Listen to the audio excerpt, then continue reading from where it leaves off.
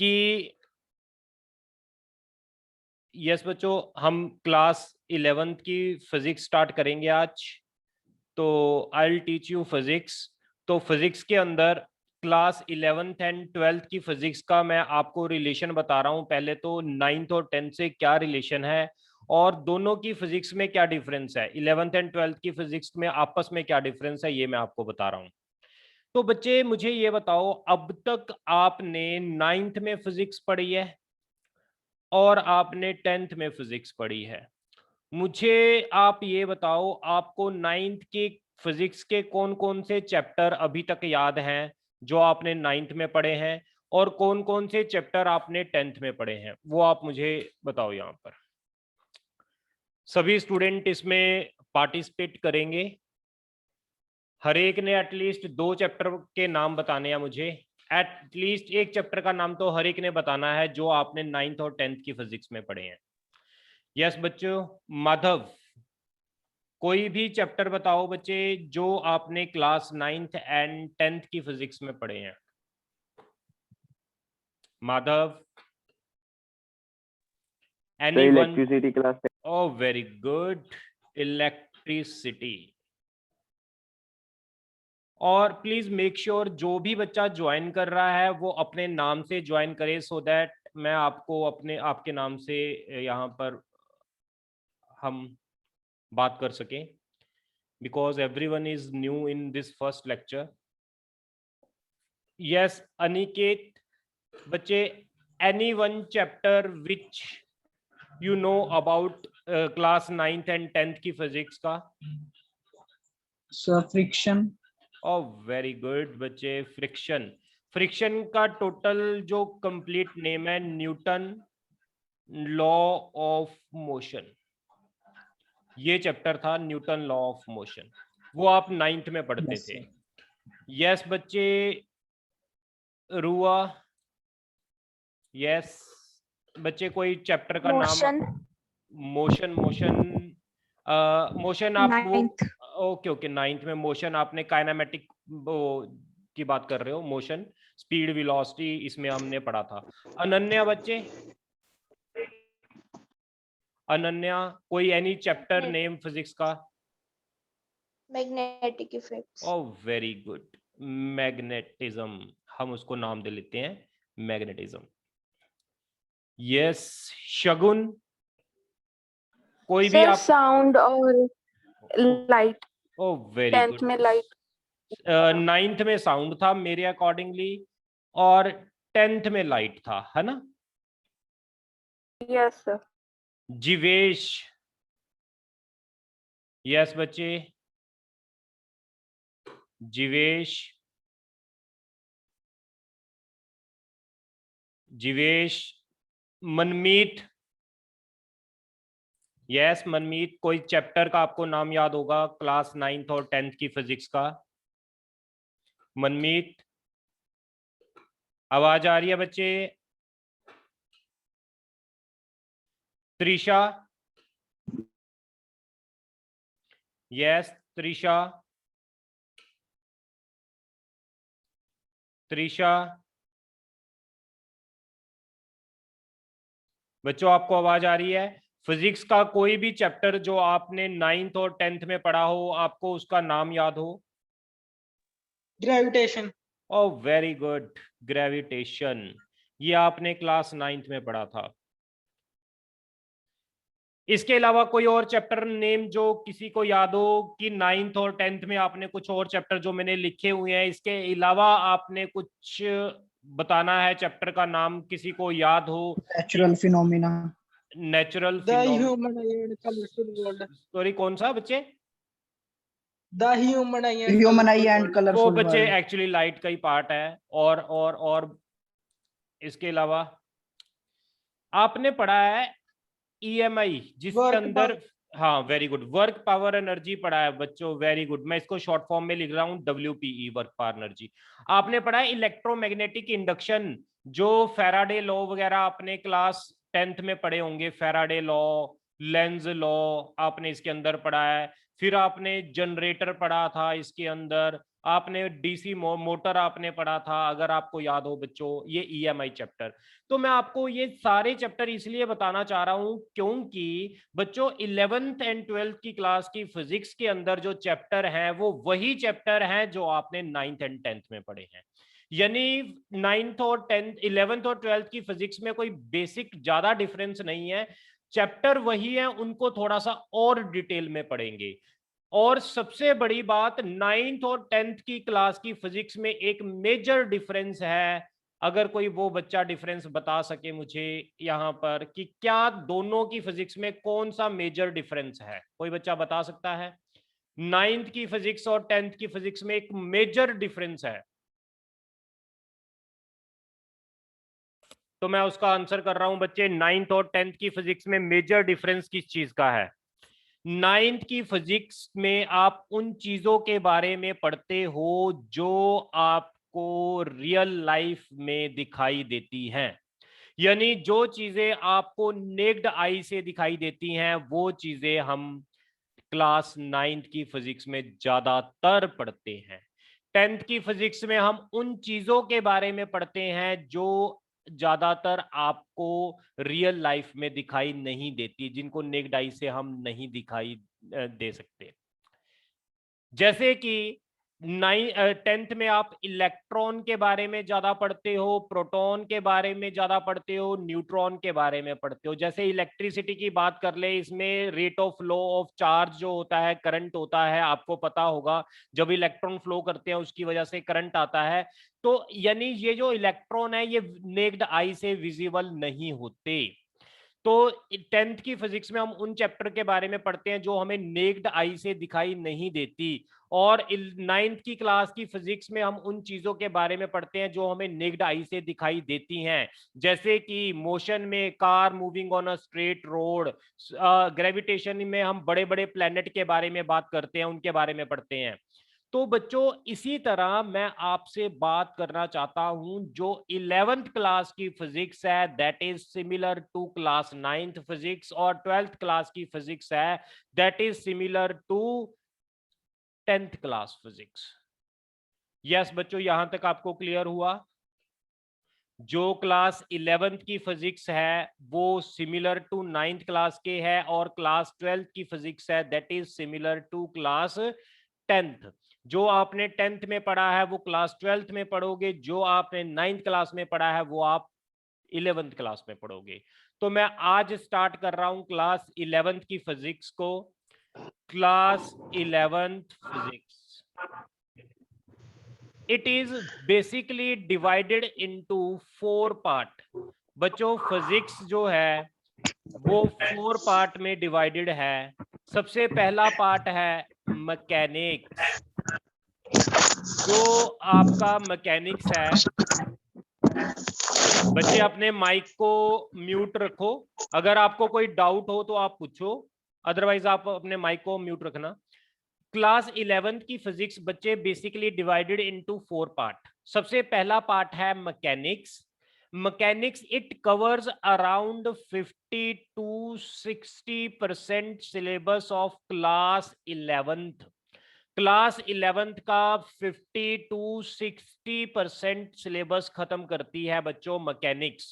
इसके बाद अगर मैं बात करूं, मैकेनिक्स के बाद हमारे पास दूसरा बड़ा पार्ट आता है फिजिक्स का, solids and fluids. Solids and fluids, it covers around 15% part of class 11th। ये 15% सिलेबस क्लास 11th का कवर करती है। इसके बाद आता है heat, it covers around 10% syllabus of class 11th। इसके बाद हमारे पास आता है ऑसिलेशन एंड वेव। ये बच्चों क्लास 11th का आपकी 15 to 20% सिलेबस कवर करती है। तो ऐसे आपकी क्लास 11th की फिजिक्स डिवाइडेड है 4 पार्ट के अंदर। आज बच्चों हम स्टार्ट करेंगे मैकेनिक्स, और मैं आपको बता दूं आपकी एनसीईआरटी की बुक जो है उसके अंदर टोटल 15 चैप्टर्स हैं फिजिक्स के। एनसीईआरटी की बुक के अंदर टोटल 15 चैप्टर्स हैं बच्चों। 15 चैप्टर के अंदर अगर मैं बात करूं, फर्स्ट 1 to 8 चैप्टर एनसीईआरटी के, उसके अंदर मैकेनिक्स है। फिर आपका 9th एंड 10th चैप्टर जो एनसीईआरटी का है वो सॉलिड एंड फ्लूइड्स का है। फिर आपका 11th एंड 12th जो चैप्टर है बच्चे वो आपका हीट का है। फिर आपका 13th 14th एंड 15th जो चैप्टर है एनसीईआरटी का वो ऑसिलेशन एंड वेव का है। तो ऐसे बच्चों ये चैप्टर जो हैं आपके क्लास 11th के एनसीईआरटी के, ये डिवाइडेड हैं 4 पार्ट में। ये अब मैकेनिक्स में ये 1 से 8 चैप्टर में आप एक जैसी चीजों के बारे में ही पढ़ोगे। 9th और 10th में आप एक जैसी चीजों के बारे में पढ़ोगे। 11th 12th में एक जैसी चीजों के बारे में पढ़ोगे। 13th 14th एंड 15th में आप एक जैसी चीजों के बारे में पढ़ोगे। तो बच्चों आज हम स्टार्ट करेंगे हमारा जो फर्स्ट पार्ट है, दैट इज मैकेनिक्स। तो बच्चों मैं आप इसके नोट्स बनाते जाना, और जो ये नोट्स है पूरी आपको class 11th and class 12th में काम देगी।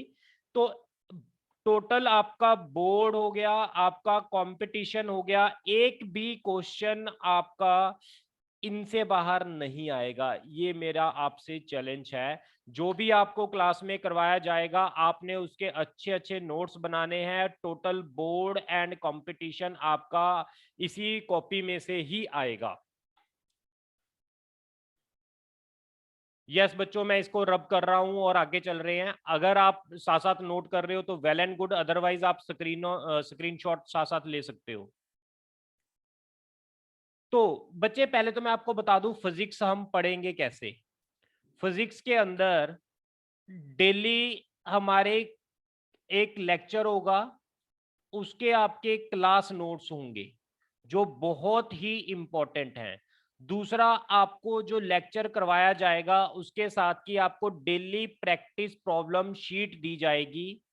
इसके बाद आपको एक एनसीईआरटी की बुक बाय करनी है, वो आपके पास होनी चाहिए। एनसीईआरटी के अलावा आप एक रेफरेंस बुक रख सकते हो। वो रेफरेंस बुक चाहे आप प्रदीप की बाय कर लो, चाहे आप किसी और राइटर की जीआरबी की बाय कर लो, चाहे आप वो मॉडर्न की बाय कर लो, ये किसी भी राइटर की आप नहीं नहीं बच्चे वो मैं बताता हूँ अभी।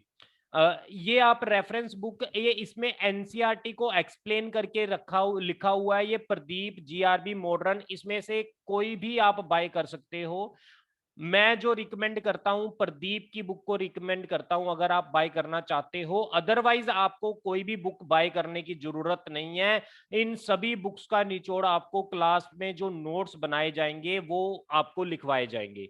आपको डीपीपी दी जाएगी, साथ ही साथ आपको एनसीईआरटी और इन दोनों बुक्स में से मटेरियल निकाल के आपको एक तो क्लास में करवाया जाएगा और आपको डीपीपी बनाई जाएगी उसकी।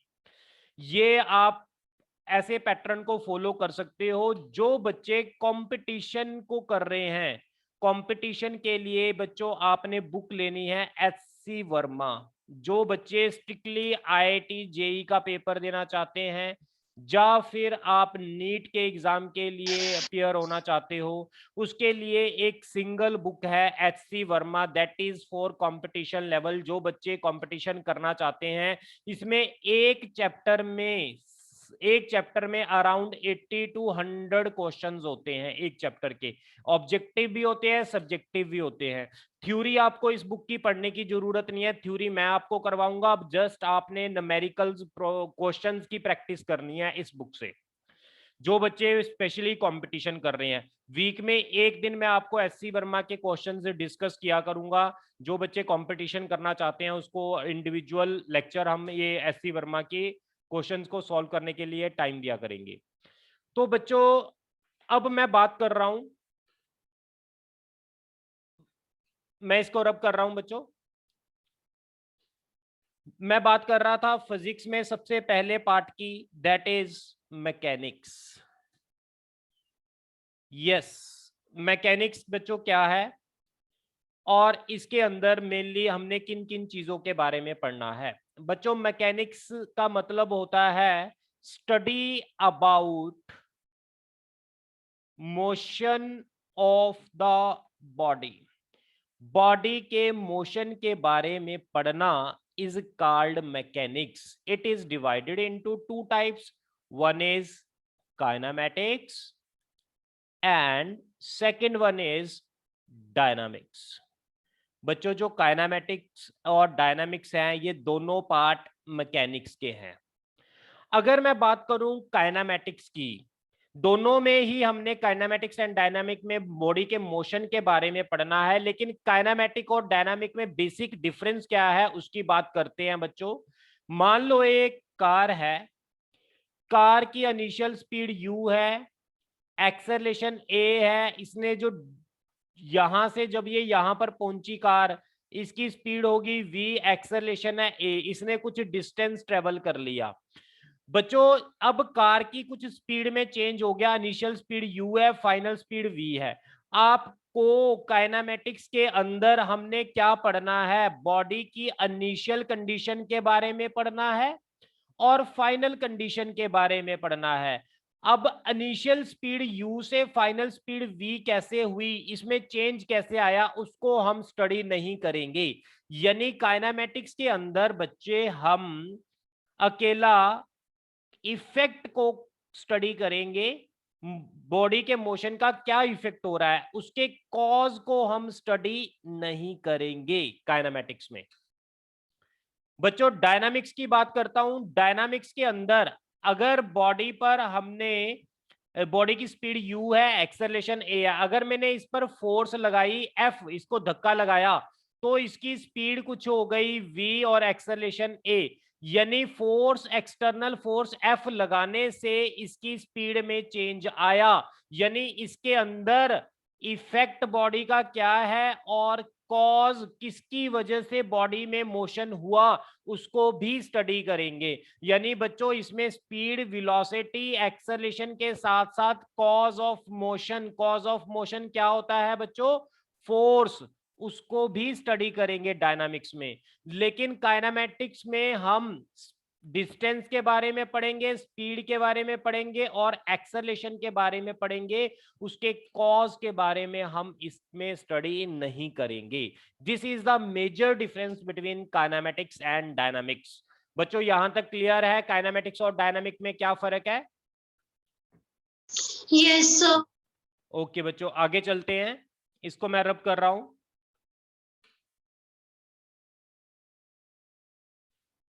यस बच्चों, अब हमारा मेन पार्ट है बच्चों काइनेमेटिक्स, जो हमने आज स्टार्ट करना है। काइनेमेटिक्स की बात करूं बच्चे, काइनेमेटिक्स के अंदर जो मेजर टॉपिक्स हैं, सबसे पहला आता है डिस्टेंस एंड डिस्प्लेसमेंट, ये हमारा फर्स्ट टॉपिक है। फिर बच्चों हमारा है स्पीड एंड वेलोसिटी, ये मेरा सेकंड नंबर टॉपिक है। थर्ड इज आवर एक्सेलरेशन, ये मेरा थर्ड टॉपिक है। फिर बच्चों इसके बाद हम पढ़ेंगे डिफरेंशिएशन एंड इंटीग्रेशन।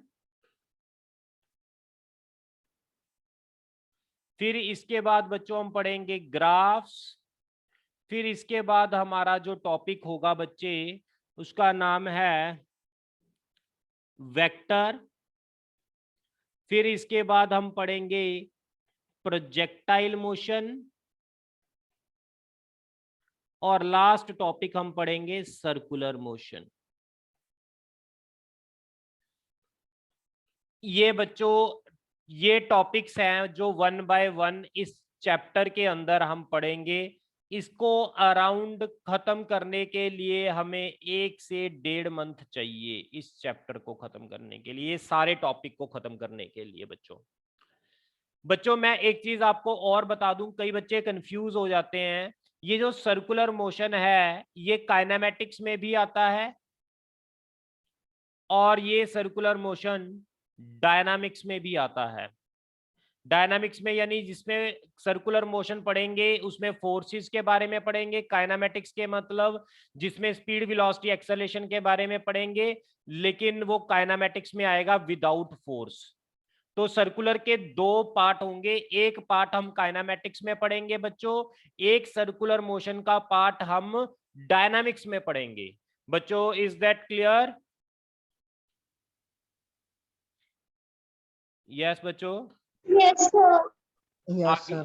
बच्चे आगे चल रहे हैं। इसके बाद बच्चों जो हमने फर्स्ट टॉपिक स्टार्ट करना है, डिस्टेंस एंड डिस्प्लेसमेंट, ये जो मैंने फर्स्ट टॉपिक स्टार्ट करना है आपके लिए, distance and displacement. Before starting this topic we should know about some basics of physics. तो मैं कुछ बेसिक्स करवाऊंगा जिस पर आज का लेक्चर हमारा जाएगा, जिसमें मैं फिजिक्स के कुछ बेसिक्स के बारे में बताऊंगा।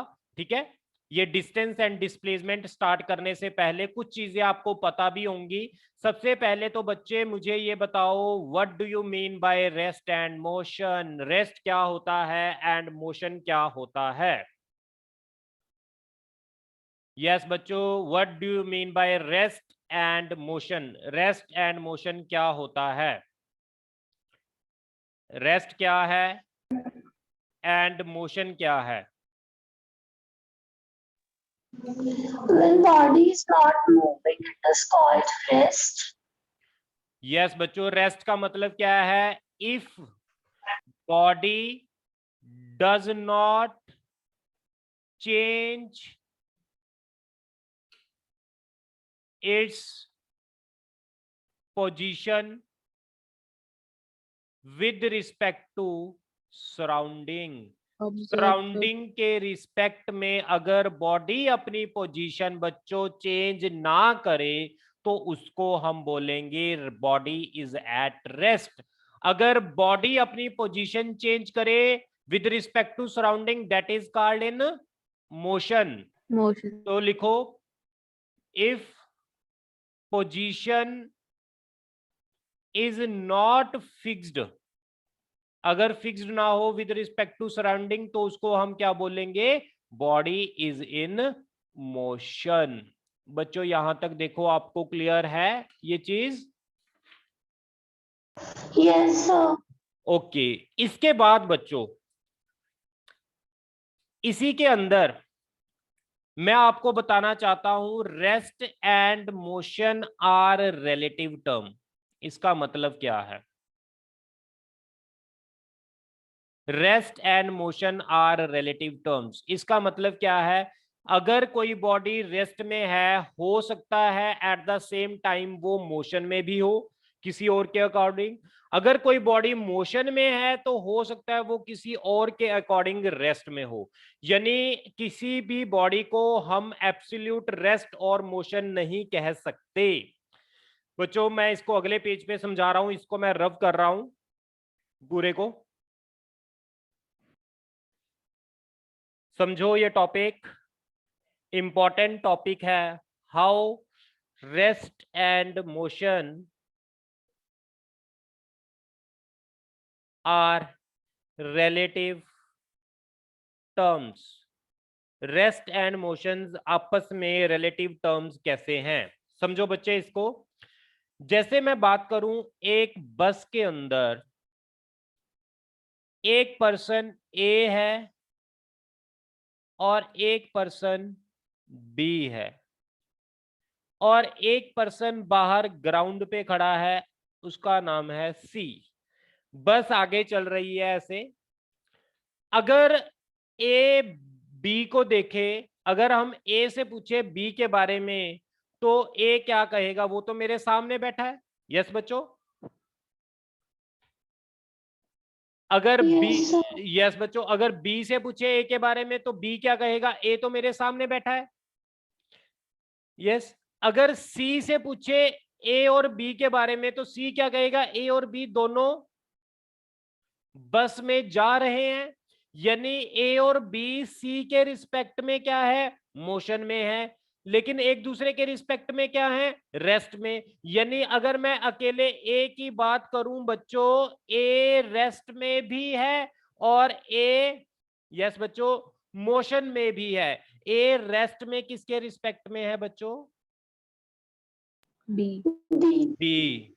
बी के अकॉर्डिंग ए रेस्ट पे है और सी के अकॉर्डिंग ए मोशन मोशन में है। यानी बच्चों जो बॉडी रेस्ट में है साइमल्टेनियसली वो मोशन में हो सकती है उसी टाइम पर। यस बच्चों। Yes. तो लिखो Yes, sir. एन ऑब्जेक्ट, तो लिखो बच्चों an object which is at rest can also be in motion. An object which is at rest can also be in motion simultaneously. Simultaneously.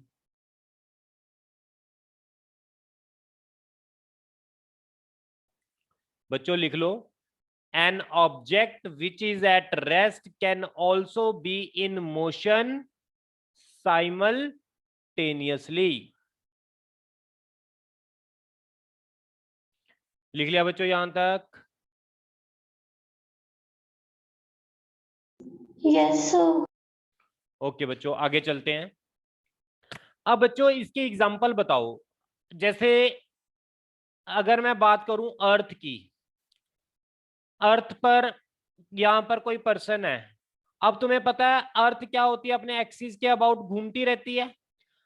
ये moon पर कोई person बैठा है, ये मून पर कोई पर्सन बैठा है। अब जो ये पर्सन अर्थ पर है अपनी पोजीशन चेंज नहीं कर रहा तो हम इसको क्या कहेंगे? रेस्ट पे कहेंगे। अगर मून पर बैठा पर्सन इसको देख रहा है अर्थ पर बैठे पर्सन को तो ये क्या कहेगा कि ये अर्थ वाला पर्सन किसमें है? अगर बच्चों हम बी से पूछेंगे ए के बारे में, यहाँ पर ए जो है पर्सन वो अर्थ पर है, बी जो पर्सन है वो मोशन मून पर है। अगर हम बी से पूछेंगे ए के बारे में तो ये कहेगा कि अर्थ तो घूम रही है, तो वो मैन किस पर है? अर्थ पर, तो अर्थ के साथ मैन भी घूम रहा होगा। तो इट मींस ये पर्सन क्या होगा? बी के अकॉर्डिंगली मोशन में होगा।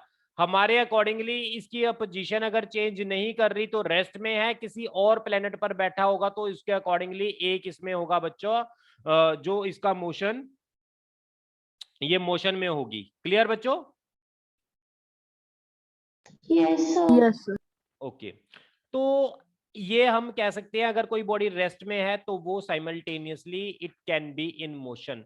तो बच्चों अगर हमने किसी भी बॉडी के बारे में बताना है रेस्ट एंड मोशन की, ये रेस्ट में है या मोशन में है, तो उसके लिए हमें किस चीज को डिफाइन करना पड़ेगा? यस, हमें डिफाइन करना पड़ेगा हु इज द ऑब्जर्वर, कौन ऑब्जर्वर है। तो बच्चों जैसे कि मैंने यहां पर बताना था ए बी और सी तीन पर्सन थे। अगर आपसे पूछ रहे हैं हम ए के मोशन के बारे में तो आपका क्वेश्चन क्या होना चाहिए? सर किसके रिस्पेक्ट, हाँ हु इज द ऑब्जर्वर, किसके रिस्पेक्ट में आप पूछ रहे हो? बी के रिस्पेक्ट में पूछ रहे हो या सी के रिस्पेक्ट में पूछ रहे हो? तो ऑब्जर्वर क्या होता है? Who is observing the motion, जो मोशन को ऑब्जर्व करे उसको बोलते हैं बच्चों ऑब्जर्वर। आगे फ्रेम ऑफ रेफरेंस क्या होता है बच्चों? Location of the observer. लिखो location of the observer, location of the observer. Observer की लोकेशन क्या है? Is called frame of reference. Yes, observer की लोकेशन क्या है? Is called frame of reference. जैसे कि बच्चों अगर हम मान लेते हैं बी ऑब्जर्वर है तो बी का फ्रेम ऑफ रेफरेंस क्या होगा? एनी स्टूडेंट, बी का फ्रेम ऑफ रेफरेंस क्या होगा? बस, वेरी गुड। अगर हम सी को ऑब्जर्वर मान ले तो सी का फ्रेम ऑफ रेफरेंस क्या होगा? Road. Oh, very good, very good. That location of the observer is called frame of reference. बच्चों इसके बाद आगे चलते हैं, मैं इसको रब कर रहा हूं। हमारे पास कोऑर्डिनेट एक्सिस की हम बात करते हैं। कोऑर्डिनेट एक्सिस हमारे पास तीन होते हैं, एक एक्स एक्सिस होता है, एक हमारे पास वाई एक्सिस होता है बच्चों, एक हमारे पास जेड एक्सिस होता है। तीन एक्सिस होते हैं, एक एक्स एक्सिस और एक वाई एक्सिस और एक जेड एक्सिस। आपको बच्चों पता है जब भी कोऑर्डिनेट एक्सिस की बात करेंगे तो आपके माइंड में क्लासरूम का एक कॉर्नर आना चाहिए। कॉर्नर से एक डायरेक्शन में जाओगे उसको प्लस एक्स एक्सिस बोलोगे, उसके ऑपोजिट जाओगे उसको हम माइनस एक्स एक्सिस बोलेंगे। अगर आप ऊपर को जाओगे तो प्लस वाई एक्सिस, अगर नीचे को आओगे तो माइनस वाई एक्सिस। अगर आप बाहर को जाओगे प्लस जेड एक्सिस, अगर आप अंदर को जाओगे तो माइनस जेड एक्सिस। बच्चों यहां तक क्लियर आपको? Yes, sir. ओके बच्चों, अब जो मैं मोशन की बात कर रहा हूं ये तीन तरह का होगा। अगर कोई बॉडी चलेगी उसका मोशन तीन तरह का हो सकता है। मोशन वो 1D में कर सकती है, या 2D में, या 3D में। ये तीन तरह का हम मोशन डिस्कस करेंगे बच्चों। 1D में मोशन कौन कर सकता है?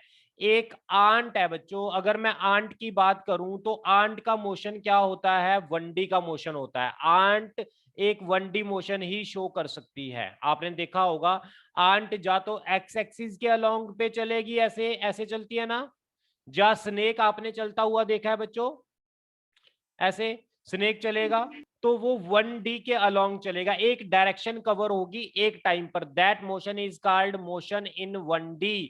यानी if one coordinate is changing with time, called motion in 1D। अगर 2D के मोशन की बात करते हैं, आपने देखा होगा बच्चे फ्रॉग देखा है? फ्रॉग कैसे चलता है? ऐसे जंपिंग कर करके चलता है ना? फ्रॉग का मोशन ऐसे जंपिंग करके होता है। तो ये एक टाइम पर दो डायमेंशंस कवर कर रहा है। अगर आप ध्यान से देखो फ्रॉग बच्चों ऐसे चल रहा है, चलता है, यस, ऐसे जंपिंग कर करके। तो एक टाइम पर वो एक्स एक्सिस के अलोंग भी जा रहा है और दूसरे एक्सिस वाई एक्सिस के अलोंग भी जा रहा है। यानी if two coordinate is changing with time called motion in 2D, तो इसको 2D का मोशन बोलेंगे बच्चों। इसी तरह ये एग्जांपल किसका आएगा बच्चों? फ्रॉग का। ये जो 1D का मोशन है इसकी एग्जांपल आप लिख सकते हो car moving on straight road.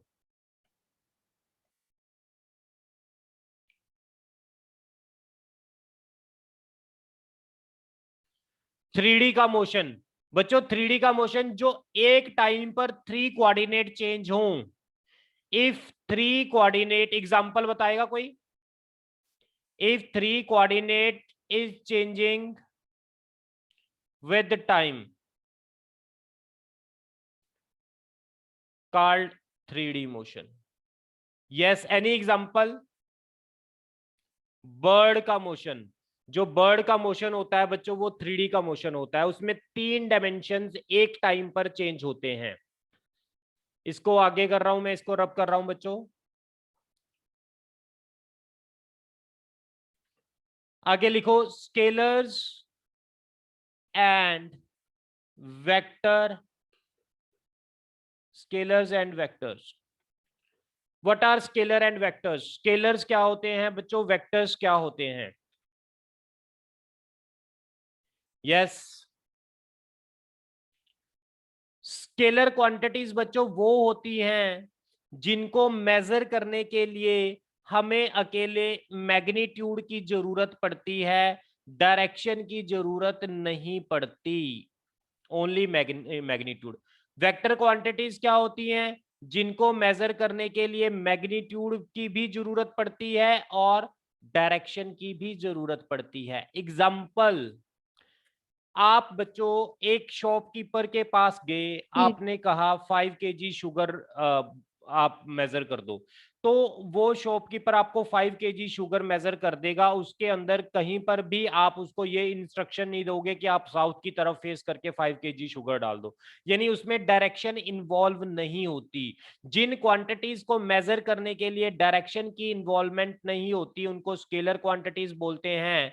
Jin quantities को मेजर करने के लिए डायरेक्शन की इन्वॉल्वमेंट होती है उनको आप वेक्टर क्वांटिटीज कहते हो।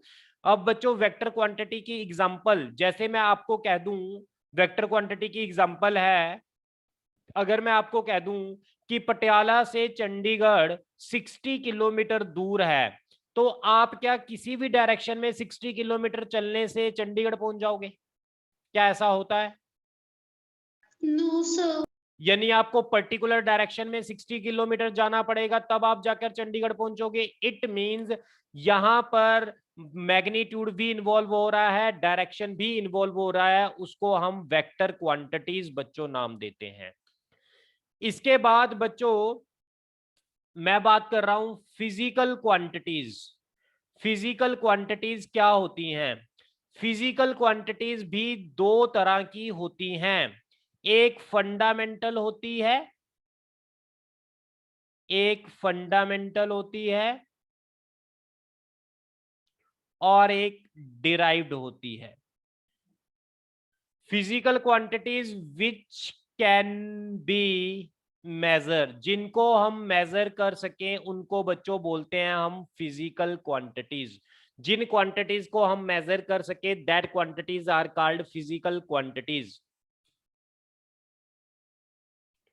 फिजिकल क्वांटिटीज जिनको मेजर कर सके। मेजर जैसे हमारे पास रूम की लेंथ होगी, किसी चीज का वॉल्यूम मेजर करना है, मास मेजर करना है, डिस्टेंस मेजर करना है, एरिया मेजर करना है। जिन क्वांटिटीज को हम मेजर कर सके बच्चों उनको हम फिजिकल क्वांटिटीज बोलते हैं। बच्चों मैं आपको इसका लिंक दोबारा सेंड कर देता हूं। ये लेक्चर का लिंक जो है वो खत्म हो जाएगा, अभी